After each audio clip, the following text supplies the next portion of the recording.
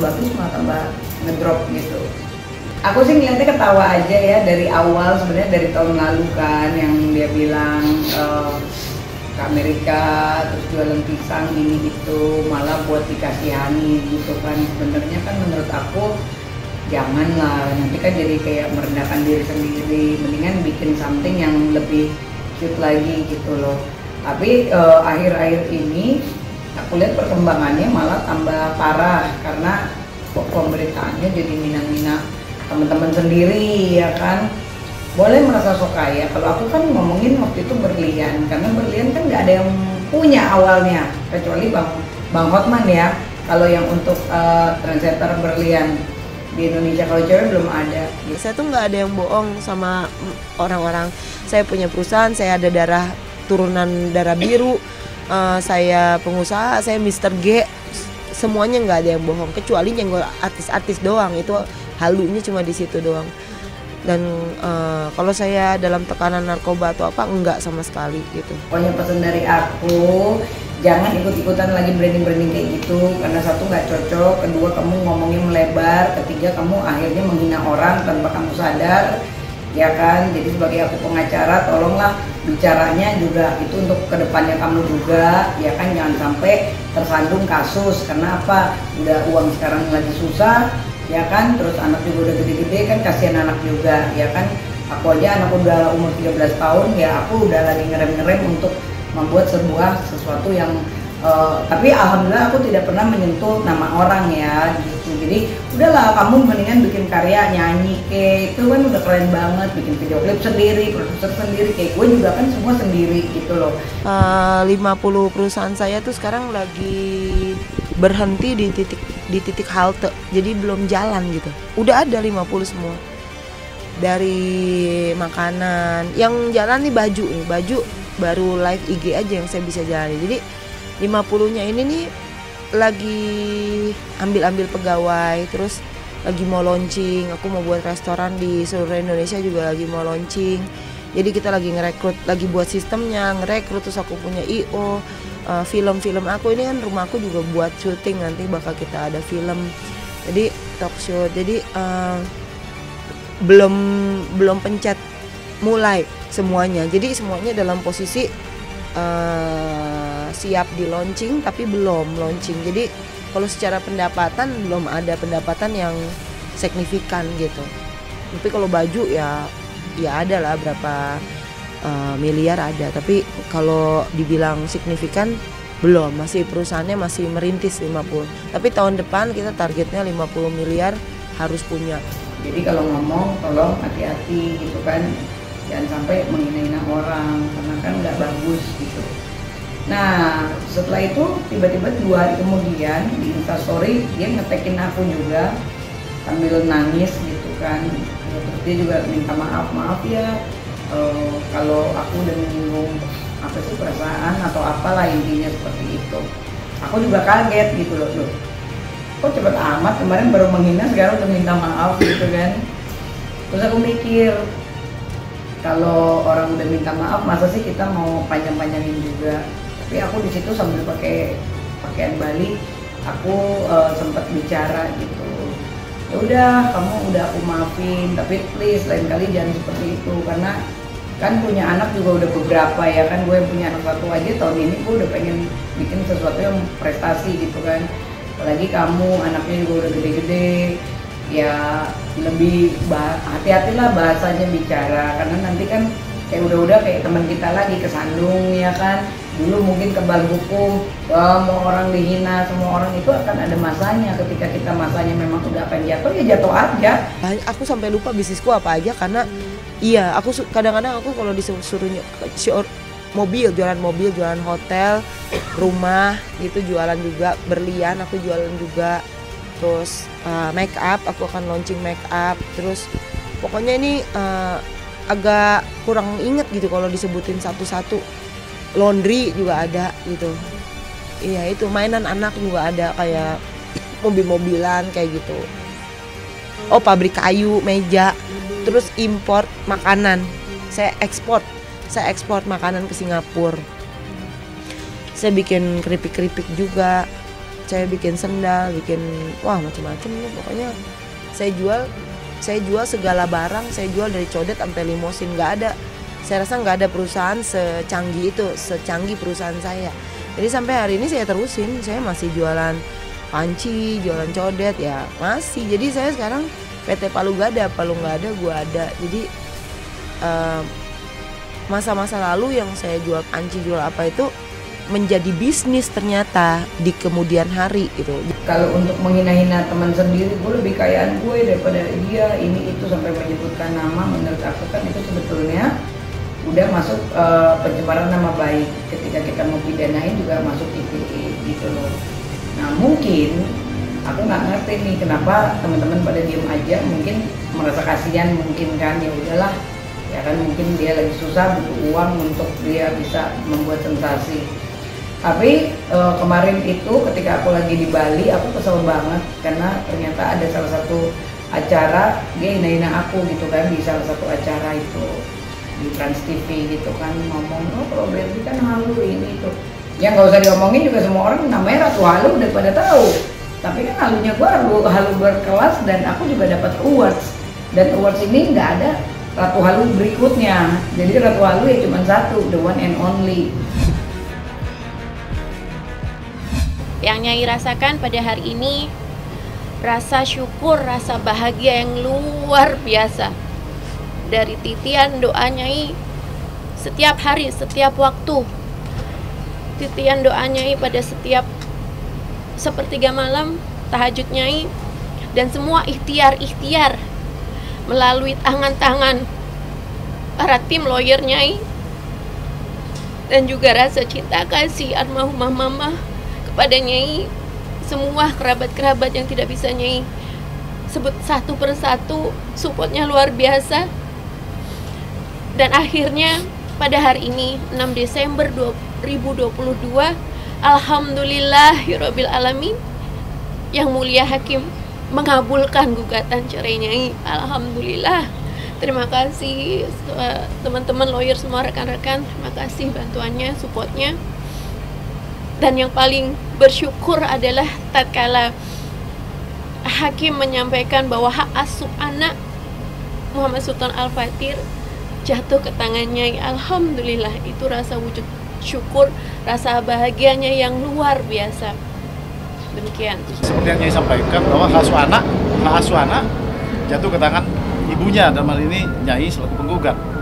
Terus kemudian yang tak kalah pentingnya adalah poin ketiga, menghukum bapaknya, yaitu saudara Andre ini selaku tergugat, untuk membayar nafkah anak sebesar 5 juta rupiah setiap bulannya hingga anak bernama Sultan ini dewasa, yaitu berumur 21 tahun. Itu di luar uang kesehatan. Itu di luar uang pendidikan dan uang kesehatan, sebagaimana juga sejalan dengan pasal 156 kompilasi hukum Islam, bahwa bapak harus membiayai anaknya akhir perceraian ya, hingga anak tersebut dewasa dalam kurun 21 tahun.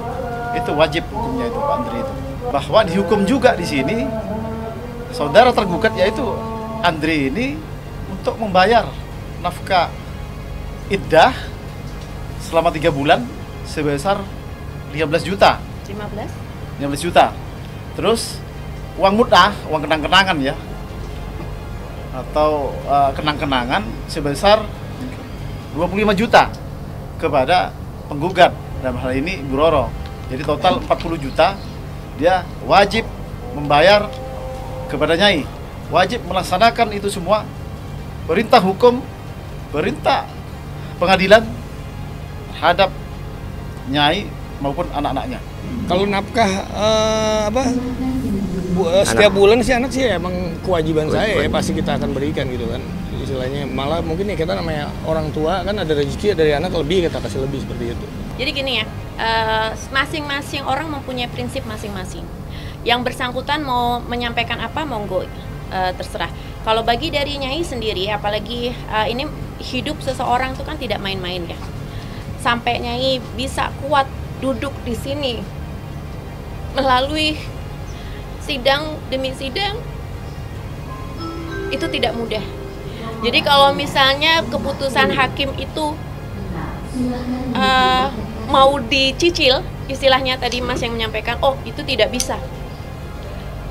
Nyai sangat menghormati keputusan hakim. Dan Nyai bukan keputusan hakim itu harus dihormati dan memang harus mutlak dilaksanakan. Dan bukan bisa dicicil, saya nggak mau dicicil. Jadi karena bagi Nyai dan tim itu tidak seberapa dengan seluruh pengorbanan Nyai, cinta kasih Nyai, effort Nyai, teman-teman media semua sudah selalu mendampingi Nyai dari seluruh rangkaian pengajian pernikahan, resepsi, akad hingga mahar pun uang Nyai.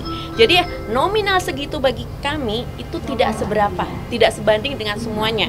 Baik materi yang Nyai keluarkan seluruhnya sampai dengan uang persalinan juga semuanya Nyai sendiri. Hari-harian setiap hari juga Nyai. Udah gitu pengorbanan Nyai disakitin KDRT verbal dan non verbal selama 9 bulan itu tidak bisa diukur dengan uang. Apalagi rasa sakit hati Nyai, cinta Nyai dibuang begitu saja dengan perselingkuhan satu dan sampai dengan berikutnya itu nggak bisa dibanding dengan uang. Jadi kalau sampai yang bersangkutan mau nyicil, Nyai ketawa.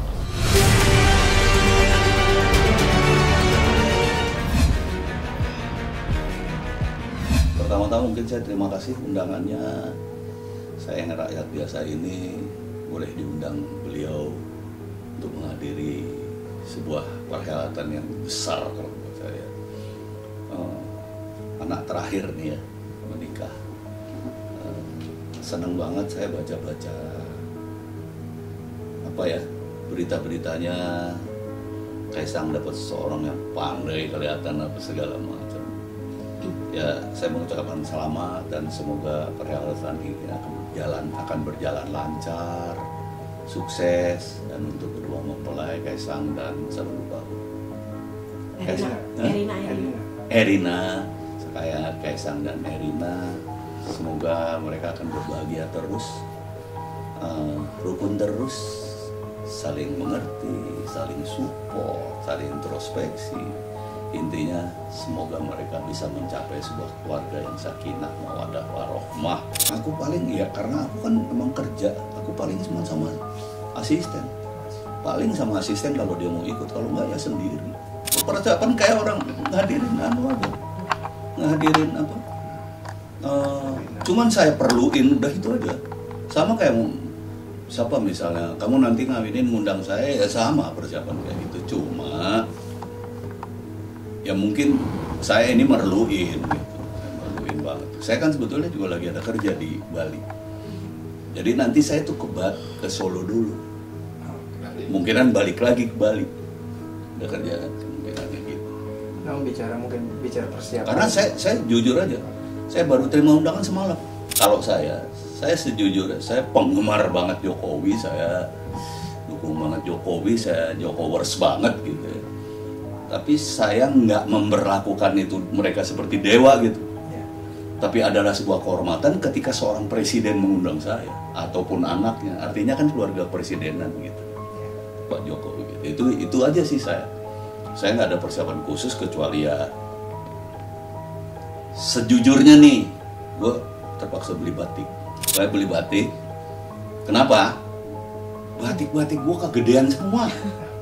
Itu kurusan berarti Om? Kurus jauh aku. Batikku itu, jadi itu aja sih persiapannya kalau dipikir spesial. Sama persiapannya mungkin karena kemarin kalau orang Jawa bilang ketanjapan wah udah undangnya nih. Nah, enak juga karena yang kedua aku nggak datang. Yang pertama sih kita nggak tahu ya. Yang kedua aku nggak datang. Kalau kau menghargai, ada satu hal ya. Jokowi itu kirim bunga gede banget waktu istri saya meninggal dan kirim utusan. Walaupun dia nggak bisa kemari sendiri waktu itu lagi pas ada apa di luar. Kayak gitu. Mungkin kalau dia ada kesempatan dia pasti datang sendiri. Seorang saya gitu. Ya mungkin saya pendukung, tapi saya bukan relawannya dia, saya bukan apa gitu ya saya. Tapi ya buat saya baru 2 kali saya kasih meninggal. Pak Sutioso datang, gubernur, dan ini sama ya ini Pak Jokowi. Jadi saya kayak harus membalas budi baik banget kayak gitu. Itu aja sih kalau dibilang mempersiapkan, iya mempersiapkan dalam artian yang tadinya nggak kepikiran saya robah semua senario saya robah. Saya balik dulu ke Solo, udah nyari setengah mati hotel tadi malam itu susah sampai sekarang saya belum dapat kendaraan. Dapat tanggal 10-nya tapi nggak tanggal 11 ya. Nah, ternyata juga aku pikir kan biasanya malam ya. Aku jam 9 sampai jam 11.30 kalau nggak salah saya. Cukup sederhana nggak sih Om? Sangat sederhana, tapi sederhana ini justru yang hebat menurut saya. Tidak aneh-aneh. Oke, ini undangannya ini anunya pasnya untuk 2 orang. Ya saya merasa terhormat untuk bisa datang dan saya akan datang. Acara Minggu bagian saya itu tahap pertama itu jam 9.30 sampai 10.30. Jadi saya datang, begitu saya dapat dengar undangan, saya telepon anak saya untuk dibooking hotel, pesawat maupun hotel. Pesawat tinggal ada beberapa tapi saya sempat pesawat udah bisa, tapi hotel semuanya penuh.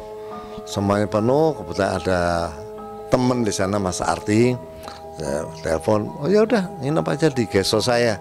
Wah ya alhamdulillah, puji Tuhan, gratis ya kan. Kemudian pulangnya nggak ada tiket lagi, ada jam 3 di Jogja. Saya khawatir takut terlambat, saya bilang udah nggak usah, dari tetap Solo tapi naik kereta karena tanggal 12-nya saya harus sudah sampai Jakarta. Jadi saya berangkat pakai pesawat, pulang naik kereta. Oh enggak, saya kenalnya Pak Jokowinya. Pak Jokowi saya adalah pendukung setia beliau. Jadi ya mungkin itu sih udah. Berarti sempat lihat sosok Kaisang sendiri? Iya, Kaisang waktu kawinannya Mbak Ayu kan ketemu, Gibran juga ketemu, tapi yang nggak kenal sebetulnya. Yang saya kenal sama bapaknya. Iya, sebuah kehormatan buat saya merasa terhormat, diundang. Untuk itu saya sebetulnya masih capek karena baru datang dari Yerusalem 11 hari. Tapi saya ya harus wajib datang saya kira. Saya ajak istri saya nggak mau karena dia masih capek sekali. Jadi dia jangan kecapean dan dia agak sakit itu, agak flu. Jadi saya mungkin sendiri, paling ditemani Mas Arti nanti. Ada beberapa artis ya, ada Widiawati, ada Iin Parlina, ada Indro Warkop, ada Sis, istrinya Sis maksud saya. Terus kemudian ada Vivi Sumanti, ada beberapa nama yang saya tahu mereka diundang.